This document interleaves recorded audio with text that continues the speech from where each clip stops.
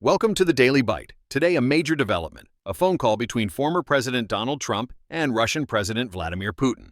A call stirring up analysis, especially concerning its timing, just a day before President Zelensky's visit to the White House.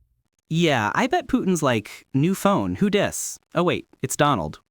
But seriously, the timing is interesting. Indeed, Trump called the conversation great progress and very productive, announcing teams from Washington and Moscow will meet next week, leading to a face-to-face summit in Budapest. The Kremlin statement mirrored that, describing the call as extremely frank and trustful, a strong diplomatic signal. Extremely frank and trustful. So no fake news on that call then. Just good old-fashioned, totally transparent diplomacy. This all plays out with a crucial backdrop. Trump is weighing whether to arm Ukraine with Tomahawk missiles capable of striking deep into Russia. Right.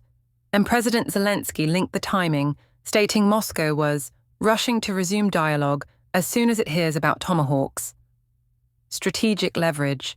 So basically a high-stakes game of geopolitical chicken, and the Tomahawks are the giant missile-tipped truck. Got it.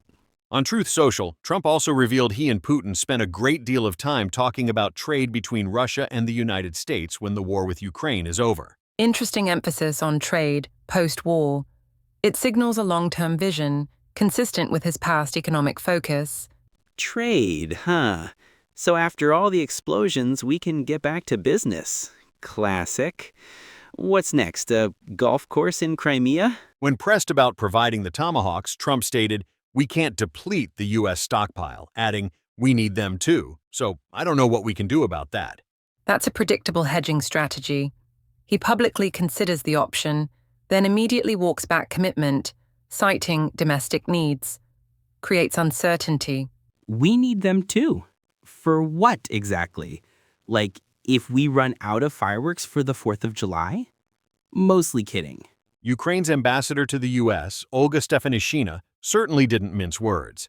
She highlighted Russia launching overnight strikes hours before Putin's call. Exactly.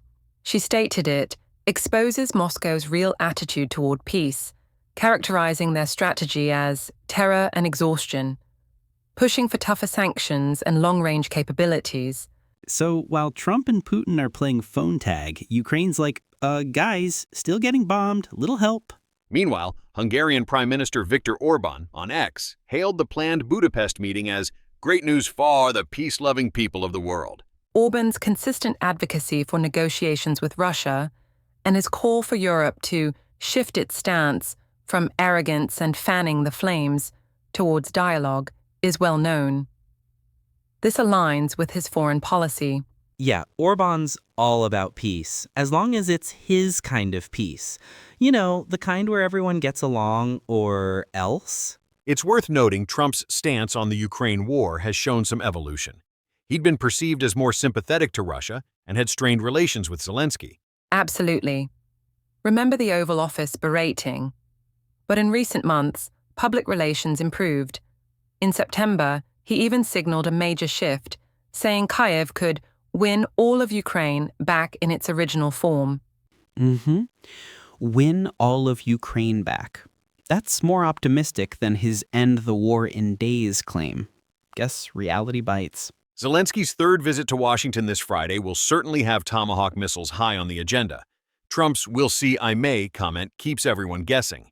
It does, and it puts immense pressure on both sides. Ukraine needs those long-range capabilities, and Trump balances that with domestic and political considerations.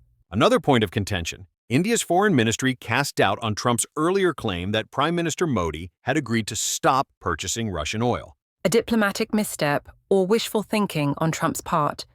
India is a critical player, and their continued energy purchases weaken economic pressure on Moscow. So Trump's like, Modi totally agreed. And Modi's like, who? Me? Nah, I was just smiling. Happens to the best of us. The complexities of international diplomacy laid bare. This story clearly has many more chapters to unfold. Indeed. The interplay between these high-level talks, military aid, and global alliances is intricate and constantly shifting.